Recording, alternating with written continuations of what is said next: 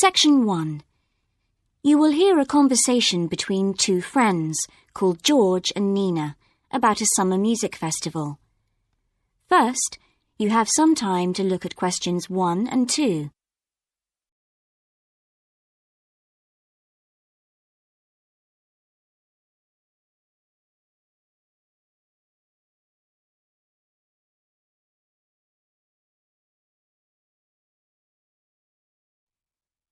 Listen carefully and answer questions 1 and 2. Hi, George. Glad you're back. Loads of people have phoned you. Really? I felt just like your secretary. Sorry. I went into the library this afternoon to have a look at a newspaper and I came across something really interesting. What? A book? No, a brochure from a summer festival, mainly Spanish music. Look, I've got it here. Spanish music? I really love the guitar. Let's have a look. So what's this group, Guittarini? They're really good. They had a video with all the highlights of the festival at a stand in the lobby to the library, so I heard them. They play fantastic instruments, drums and flutes and old kinds of guitars. I've never heard anything like it before. Sounds great. Okay, shall we go then? Spoil ourselves? Yes, let's. The only problem is there aren't any cheap seats. It's all one price. Well, in that case, we could sit right at the front. We'd have a really good view. Yeah, though I think that if you sit at the back, you can actually hear the whole thing better. Yes. Anyway, we can decide when we get there. Before you hear the rest of the conversation, you have some time to look at questions 3 to 10.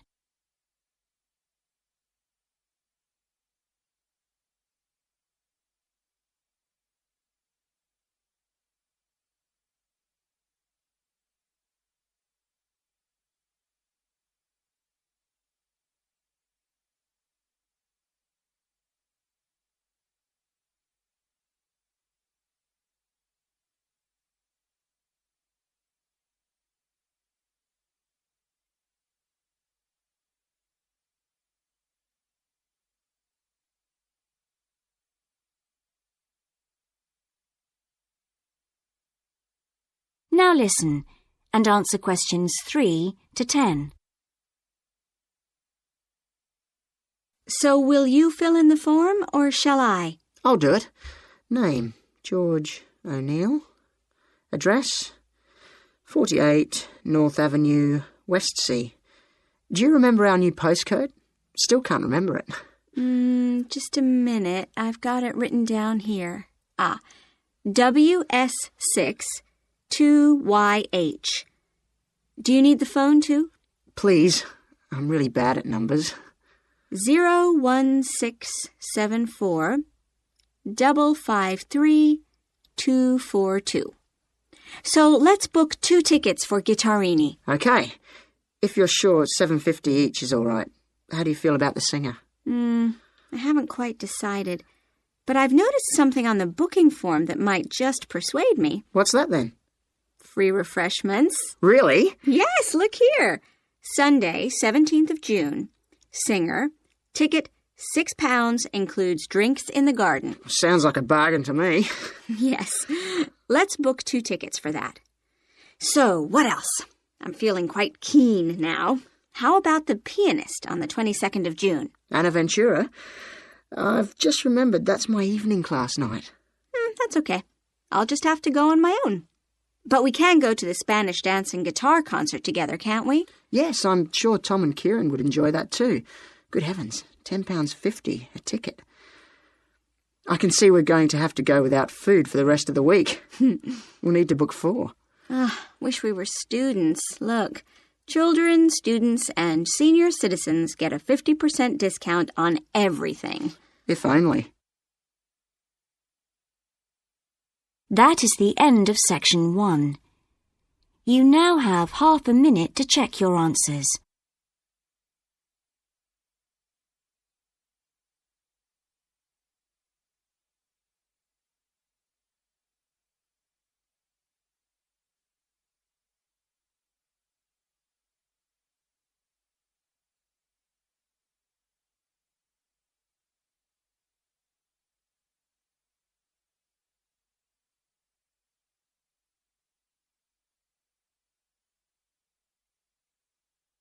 Now turn to Section 2.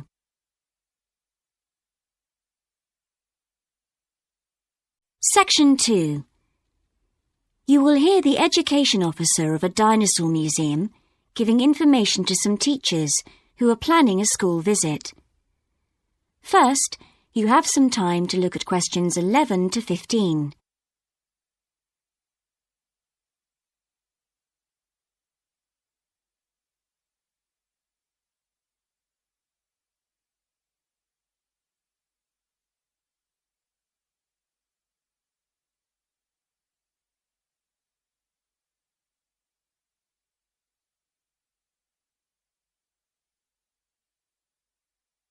Now listen carefully and answer questions 11 to 15. Hello, and thank you for asking me to your teachers' meeting to talk about the Dinosaur Museum and to tell you a bit about what you can do with your students there. Well, let me give you some of the basic information first.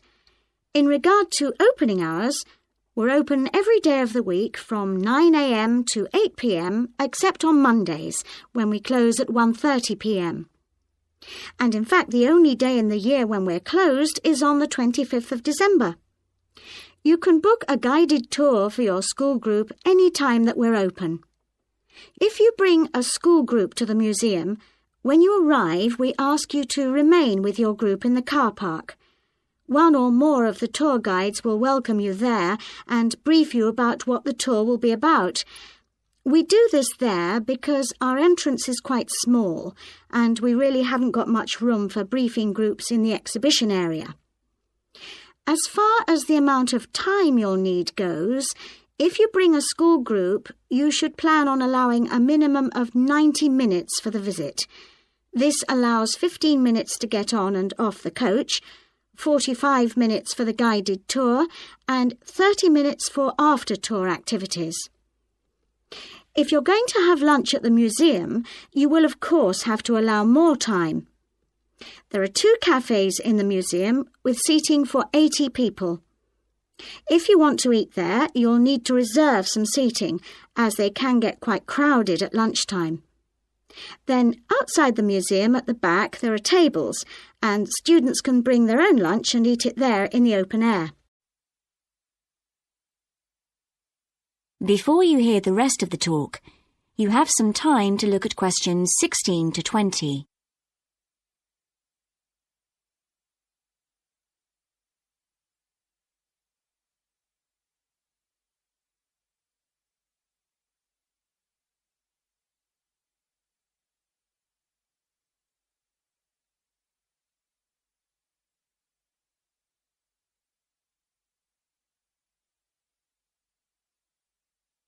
Now listen and answer questions 16 to 20.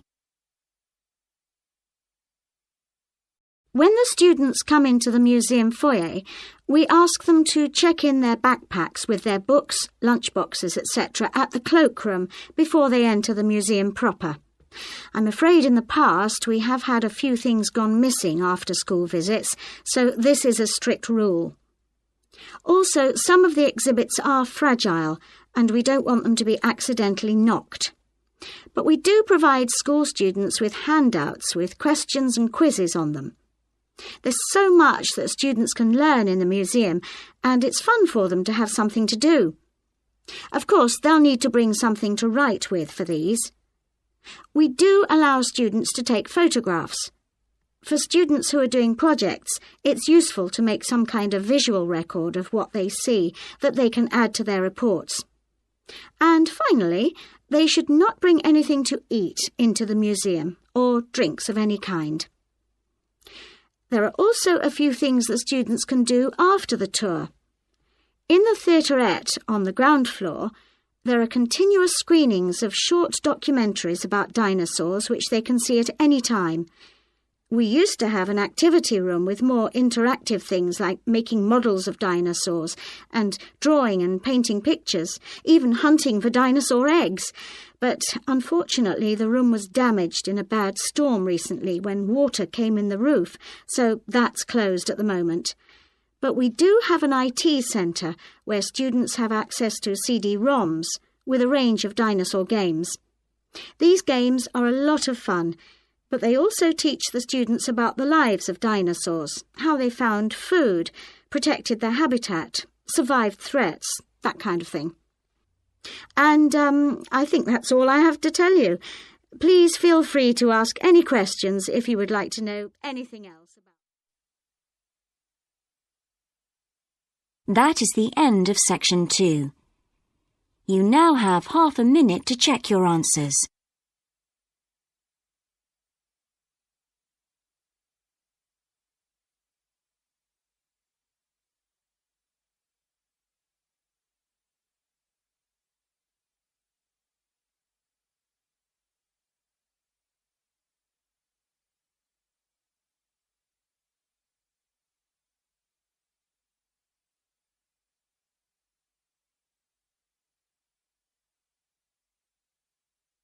Now turn to section 3.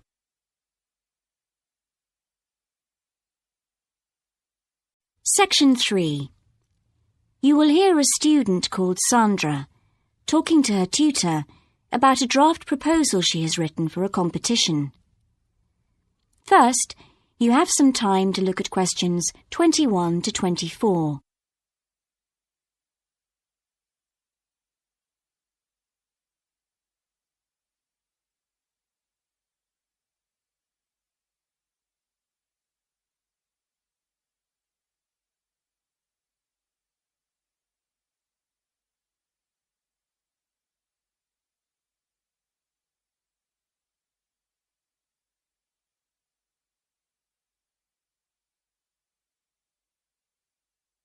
Now listen carefully and answer questions 21 to 24. Right, Sandra. You wanted to see me to get some feedback on your group's proposal, the one you're submitting for the Geography Society field trip competition. Uh-huh. I've had a look through your proposal, and I think it's a really good choice. In fact, I only have a few things to say about it, but even in an outline document like this, you really have to be careful to avoid typos and problems with layout in the proposal, and even in the contents page. So read it through carefully before submitting it, okay? Will do. And I've made a few notes on the proposal about things which could have been better sequenced. Okay. As for the writing itself, I've annotated the proposal as and where I thought it could be improved. Generally speaking, I feel you've often used complex structures and long sentences for the sake of it, and as a consequence, although your paragraphing and inclusion of subheadings help, it's quite hard to follow your train of thought at times. Oh, So cut them down a bit, can you? really? Yes, and don't forget simple formatting like numbering. Didn't I use page numbers? I didn't mean that.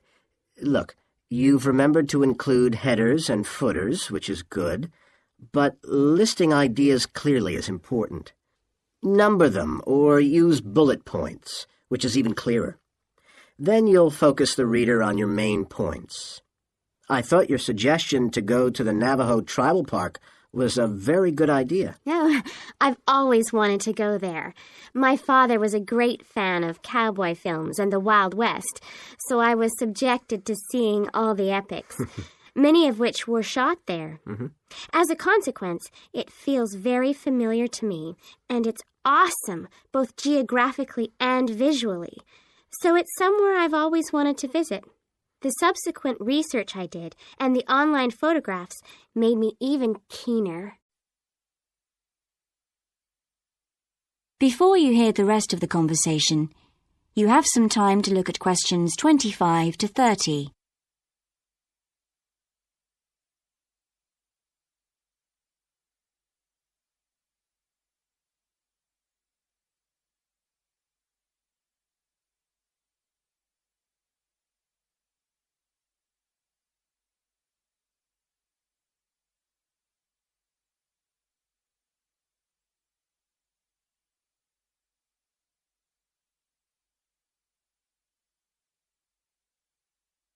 Now listen and answer questions 25 to 30.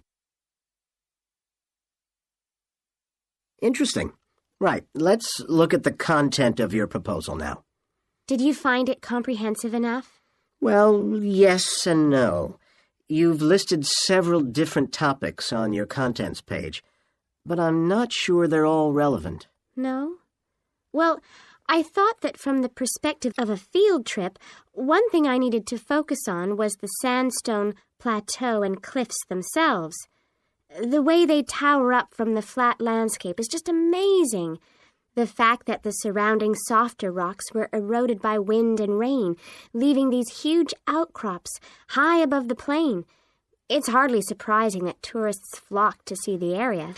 Well, yes, I'd agree with including those points. And then the fact that it's been home to Native American Navajos and all the social history that goes with that. The hardships they endured trying to save their territory from the invading settlers. Their culture is so rich. All those wonderful stories. Well, I agree it's interesting, but it's not immediately relevant to your proposal, Sandra. So, at this stage, I suggest you focus on other considerations.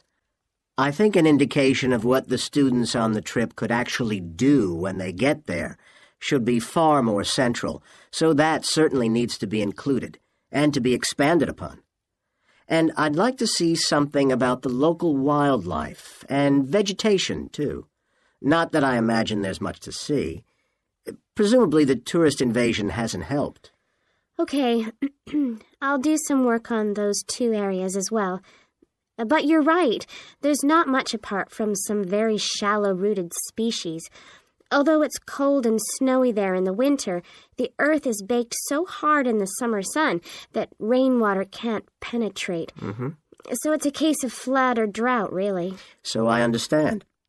Now, before we look at everything in more detail, I've got a few factual questions for you. It would be a good idea to include the answers in your finished proposal, because they're missing from your draft. Fine. So you mentioned the monoliths and the spires, which was good. But what area does the tribal park cover? Do you know? 12,000 hectares, and the plain is at about 5,850 meters above sea level. Larger than I expected. Okay, where's the nearest accommodation? That's a practical detail that you haven't included. Have you done any research on that? Yes, there's nowhere to stay in the park itself, but there's an old trading post called Goulding quite near. All kinds of tours start from Goulding, too. What kind of tours? Well, the most popular are in four-wheel drive Jeeps, but I wouldn't recommend hiring those. I think the best way to appreciate the area would be to hire horses instead and trek around on those. Biking is not allowed, and it's impossible to drive around the area in private vehicles. The tracks are too rough. Okay. Lastly, what else is worth visiting there? There are several caves, but I haven't looked into any details.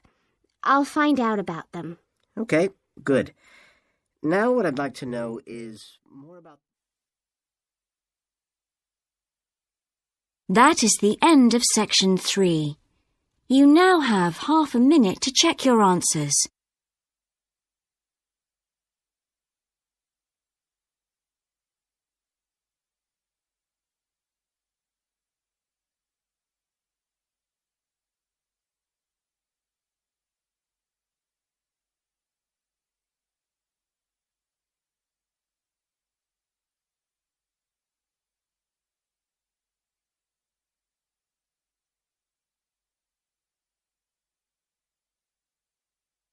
Now turn to section 4.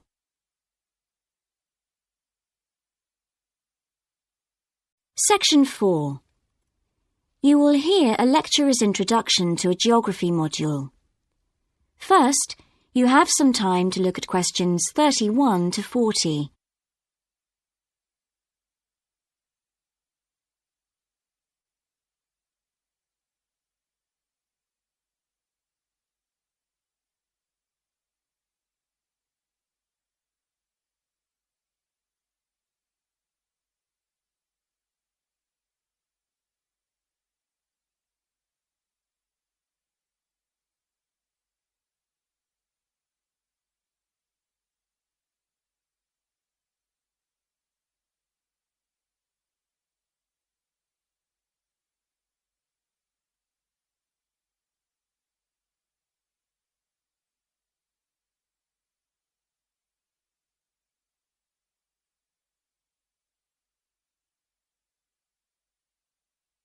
Now listen carefully and answer questions 31 to 40. So, welcome to your introductory geography lecture. We'll begin with some basics. Firstly, what do we learn by studying geography?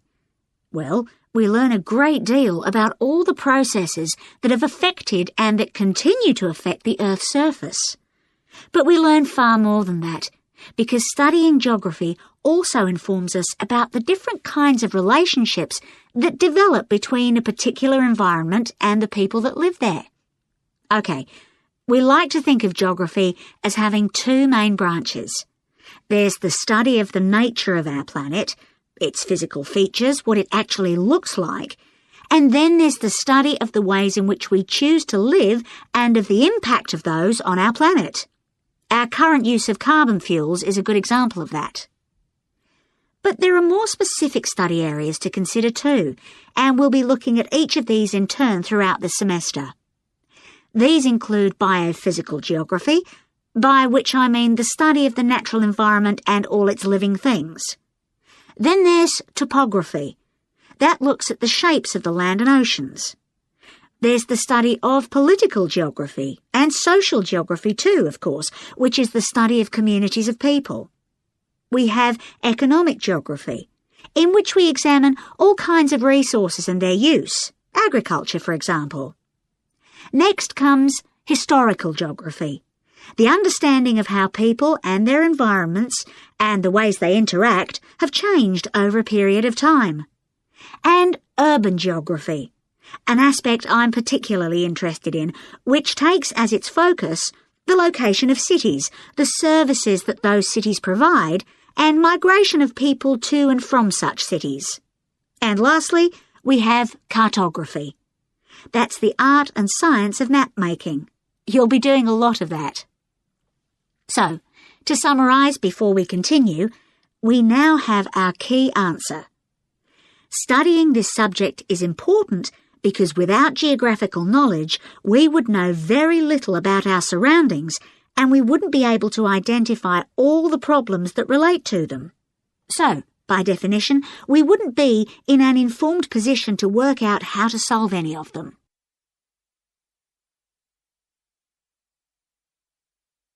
Okay, now for some practicalities. What do geographers actually do? Well, we collect data to begin with. You'll be doing a lot of that on your first field trip. How do we do this? There are several means.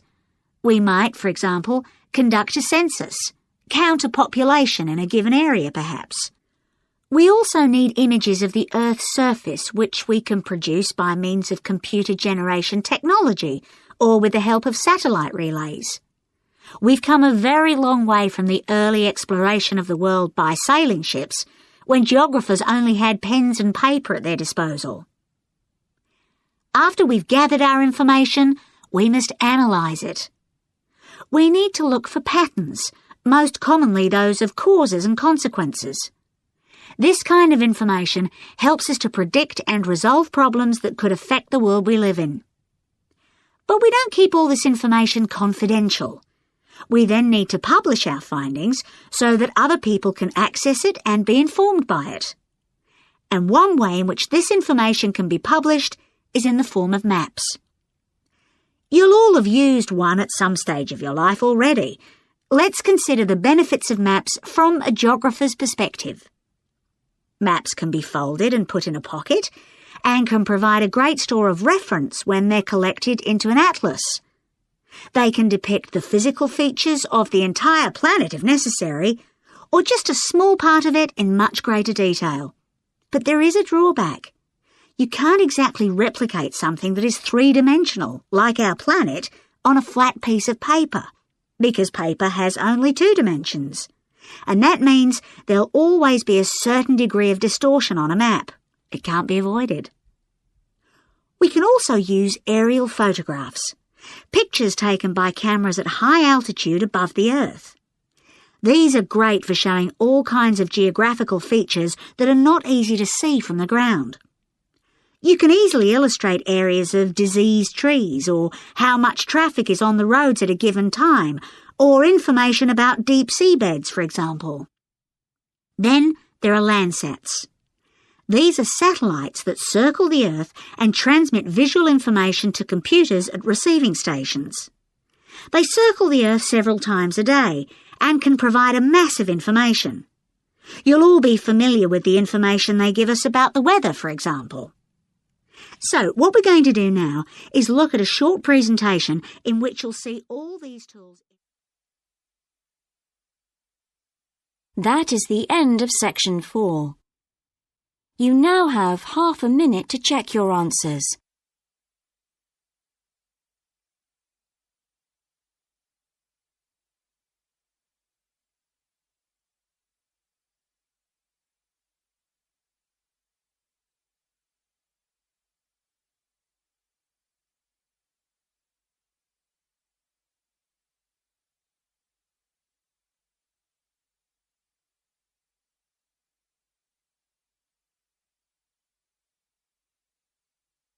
That is the end of the listening test.